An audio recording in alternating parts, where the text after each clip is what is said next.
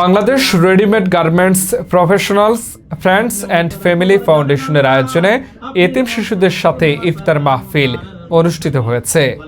বৃহস্পতিবার বিকেলে মহানগরের যোগীতলা বদরে আলম আরাবিয়া হাফিজিয়া মাদ্রাসা ও এতিমখানায় এই ইফতার মাহফিল অনুষ্ঠিত হয়।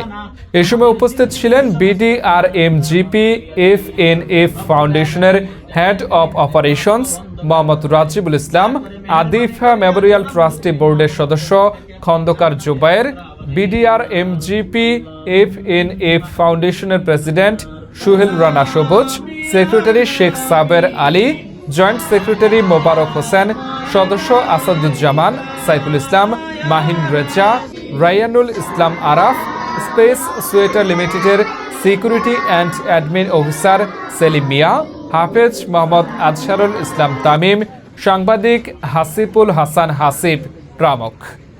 বিডিআরএমজিপি এফএনএফ ফাউন্ডেশনের চেয়ারম্যান সজিবুল ইসলাম তার বক্তব্যে বলেন, আল্লাহ তাআলা যেন সবসময় সকল অবস্থা সম্পন্নকে এতিম শিশুদের পাশে থাকার সুযোগ দেন।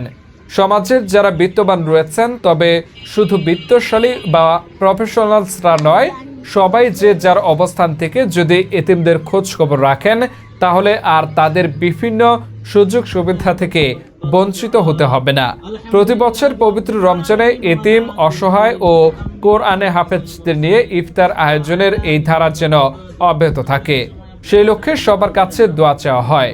পরিশেষে আদিফা মেমোরিয়াল ট্রাস্ট থেকে এতিম শিশুদের 1 মাসের জন্য চাল, ডাল, আলুসহ নিত্য প্রয়োজনীয় বাজার হস্তান্তর করা হয়।